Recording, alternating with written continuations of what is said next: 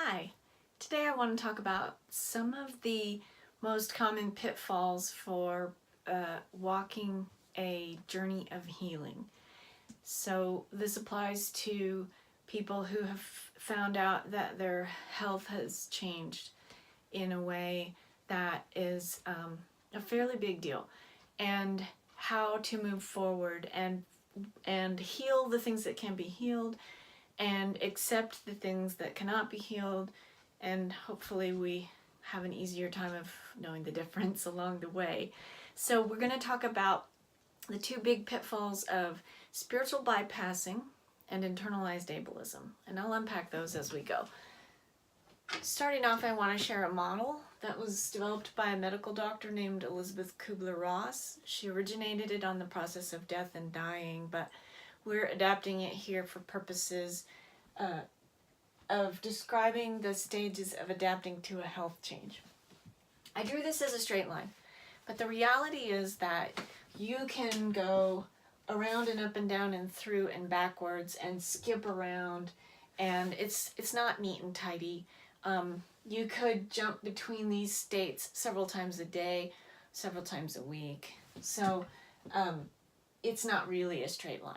Okay, keep that in mind. Now, there is something called spiritual bypassing.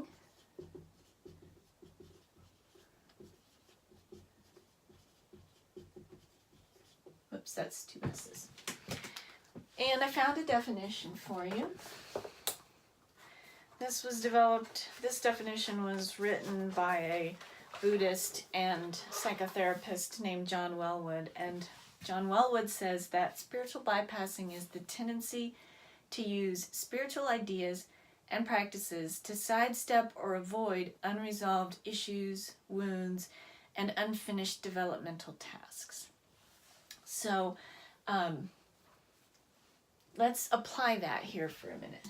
So when we have a big health change, and many of us will go into denial. We don't actually, maybe right away, we haven't been through all the tests, we haven't gotten a diagnosis, we don't really know how serious or not this condition is going to be. So we can deny what's going on by applying spiritual bypassing. We can say, oh, it'll be fine, it's in God's hands, I will be healed. If I have enough faith, I will be healed. Some of the narrative that goes with spiritual bypassing is saying that I'm fine, believing that it's all good, focusing only on the love and light, ignoring any kind of pain, grief, or fear, and really just focusing on how it's a gift, how it's a blessing somehow. It's all going to be sunshine and rainbows, love and light. And all I have to do, I can heal myself. All I have to do is believe hard enough, be righteous, pray, meditate, do yoga, try these herbs, whatever it is you've been attracted to on your healing journey and throughout your spiritual path. So applying all that narrative that I just shared with you is a form of denial and bargaining. Okay, let's check in here for a minute. Why is it denial? What if it really does work? You know what? It could. I am not trying to tell you that having faith is a bad thing. I just want to help you see the places in which faith can actually shortcut the natural journey. Elizabeth Kubler-Ross says that these are all necessary. We can't achieve meaningful acceptance if we don't go through the anger and the grief. That's where the real work is. But spiritual bypassing is what we do from the place of our denial and our bargaining. Okay, so let's say, really, I can heal myself. All I have to do is be faithful enough and righteous enough. So that's my bargaining chip. I just have to have faith. And then I try that, and ooh, ouch, it doesn't work. I then feel angry and very sad. I feel shame. I blame myself. I tried the things that the teachers said, that the healers said. I read this book about this woman who healed herself, and she did it through faith. And you know what? I believe that. I want you to believe that too. I'm not trying to take it away from you. But if I use it to, so I land in anger and grief because it didn't work, and then I bypass the anger and grief and go right back over to the denial and anger, I'm making a vicious cycle here. And the same thing here, you know, the grief can take me back to bargaining, and this is a vicious cycle that can keep going. And over time, our self-worth erodes. And because if the message is that if you have enough faith, you can have total perfect healing, and for some reason you really can't have total perfect healing, then you blame yourself. Not only do you blame yourself, but so does the internet, so do the teachers, so do family members, so do the self-help books and the meditation retreat weekends and the faith healers and all of the literature out there saying that all you have to do is blank, whatever it is, fill in the blank. All you have to do is that, and you can be healed. And then you don't actually get healed.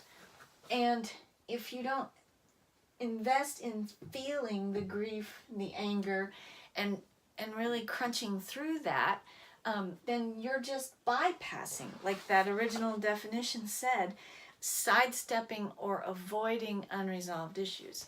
So ain't nobody gonna hit any kind of meaningful long-term acceptance if you're caught up in this. Very similar kind of an internal dialogue, internal narrative happening with this other concept, internalized ableism. Okay, so ableism is this discrimination against people. It's this deep-seated belief that it's better to be healthy and able-bodied. And when we apply that to ourselves, we've been programmed by society to believe that it's better to be healthy and able, and that we should feel sad and sorry when we find someone who is disabled or diseased or chronically ill. And that just doesn't have to be true. And so we apply internalized ableism in almost the same kind of narrative as spiritual bypassing. So believing that we can be healed through faith demonstrates that we want to be healed. And if you have been perfectly healed, there is no reason for finding acceptance. You don't have to accept your disability or your chronic illness if you heal it. So when we're seeking all this healing, deep inside of ourselves is a voice that's saying it's better to be healed. Okay, well, let's stop for a second here. Wouldn't it be better to be healthy? Well, sure. And if I could be 100% perfectly, totally healthy, I would do that. I'm just saying that not everybody is going to find total health. Those teachers who use ableism and spiritual bypassing when they're teaching people how to heal, I have seen these really audacious claims that if I sign up for this weekend course or this web summit, that I can learn how to be perfectly and totally healed.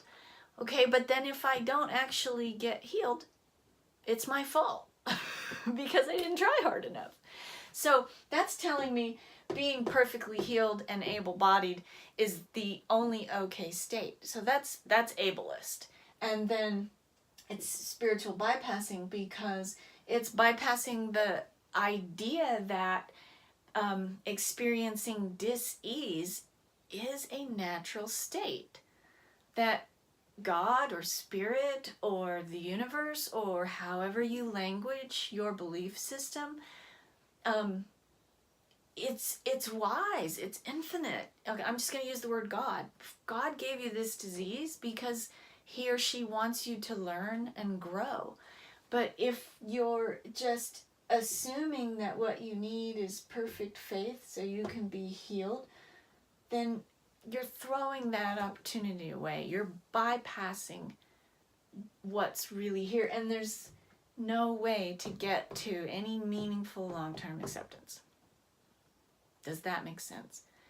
I want you to think about that, and I want to share how this has worked out in my life. I've been disabled for 6 years. Before my health changed, I was doing yoga and meditating and living a very spiritual life, eating tons of veggies, growing a lot of food, raising chickens, buying locally, farm fresh, organic, yada, yada, yada. All the stuff that you're supposed to do. And when I go and I tune into a teaching about how to heal myself, they say to do all those things. And then I say, shoot, I already did all that and I got sick anyway. So what is there for me to do now? And so, you know, before I knew what spiritual bypassing and internalized ableism was, and they got all the same arrows are happening here, okay? Before I knew what those things were, my healing journey was becoming more and more over time. It was a path of reinforced failure and even trauma because I tried all the things that they say to try, and you know, and allopathic, spiritual, naturopathic, I mean, not really all the things, but I tried so many things and it wasn't working. And I had people saying, well, you're magical, you're a witch, just fix it. How come you can't just fix it? And yeah, I felt that too. How come I can't just fix it? So I kept taking that to a place of I'm worth less. I must not have enough faith. I must not be chosen by the divine to lead this healing journey. You know, I thought I was going to heal myself and then teach other people how to heal themselves, and yay, it was all going to be sunshine and roses and love and light. And over time, the more I failed and the lower my self-worth became as a result of it, the more it became traumatic to even try. And so trying to do some of the things that those 20 years of yoga and meditation and diet, and those years were well, because there are lots of aspects of my life that were better when I was doing those things. But those practices became unsafe because they triggered trauma and failure. Until I learned about what spiritual bypassing and internalized ableism are. When I started to unpack that, then it became safe to realize I can do yoga. It doesn't have to heal me 100%. I can pray and meditate and eat better and exercise and go to this retreat. I can try to improve my health and not be attached to the possibility that it will bring 100% perfect healing. And now, thank Goddess, I can actually try those things again, and my overall wellness and well-being is increasing. My actual neurological condition hasn't changed, but my life gets better when I do the things that I need to do to take care of all of me. So, is that making sense? Without noticing and naming the potential for spiritual bypass and internalized ableism, we're setting ourselves up to fail and accumulate trauma. once we notice and name and attempt to contain those tendencies, then we can give a meaningful, hopeful effort to trying to make things better. And we get much longer periods of acceptance in a much more meaningful way. So I hope that helps, and have a good day.